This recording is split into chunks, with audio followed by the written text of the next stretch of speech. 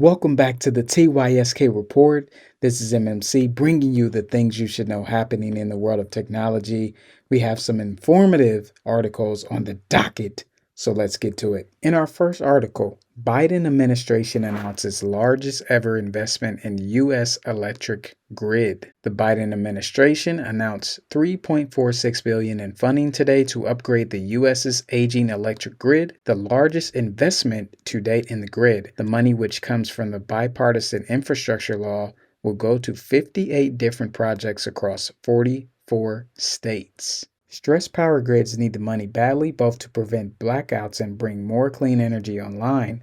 Weather disasters supercharged by climate change have already led to more power outages. To maintain a reliable electricity supply and meet global climate goals, governments and utilities need to add or replace the equivalent of virtually all the world's power grids by 2040. So as the years continue to move along, I do wonder if as they upgrade the electrical grid, if it's going to cause even more power outages because they may have to tear things down and replace things or put things in. And as you can see, it's very old.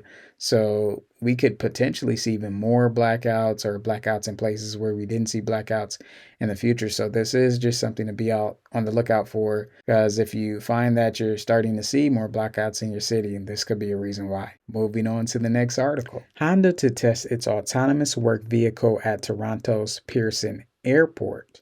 Honda's electric cargo hauler, the autonomous work vehicle AWV, could soon find use on airport grounds as the robotic EV trundles towards commercial operations. The second generation AWV was capable of being remotely piloted or following a preset path while autonomously avoiding obstacles. It could carry nearly 900 pounds of stuff on board and tow another 1,600 pounds behind it, both on-road and off-road. This past March, Honda unveiled the third generation AWV with a higher carrying capacity, higher top speed, bigger battery, and better obstacle avoidance. On Tuesday, Honda revealed that it is partnering with the Greater Toronto Airports Authority to test its latest AWV at the city's Pearson Airport. The AWV is just a small part of Honda's overall electrification efforts. The automaker is rapidly shifting its focus from internal combustion to e-motors. So electrification is going to be a thing that you're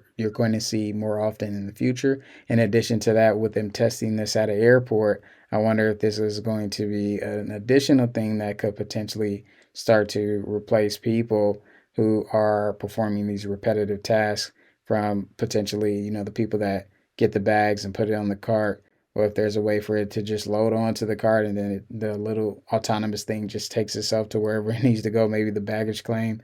This could be something that we could see in the future. So this is just something to be on the lookout for. If you see these AWVs, then you'll know what I'm talking about. Moving on to the next article. China cracks open the door to flying taxis. Now, eHang Holdings said last week that the government there issued it a certification to start actual passenger trials in the country. The company will be allowed to take passengers on aerial tours, which will offer through local partnerships in Zhejiang Province and Shenzhen.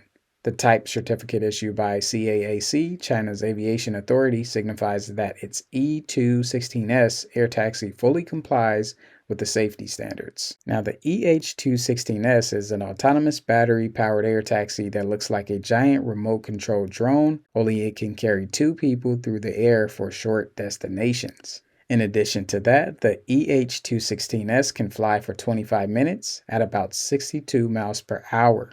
So they are working on flying taxis here in the US with the company TYSK, and I spoke about that in a previous video. You should definitely check it out. But it looks like China is moving along full head of steam, and they are going to be the first ones in the air with their flying taxis.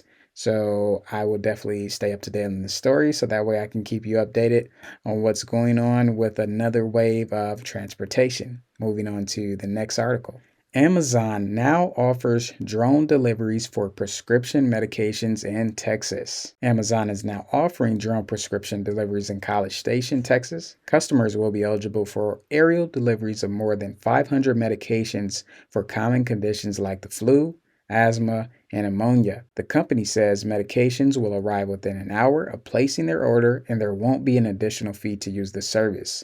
The drones fly at 40 to 120 meters, and at an altitude Amazon says presents minimal obstacles. Now, after arriving at the customer's home, the drone slowly and safely lowers itself to a delivery marker. Once the zone is clear, it sets down the package and flies back to its base.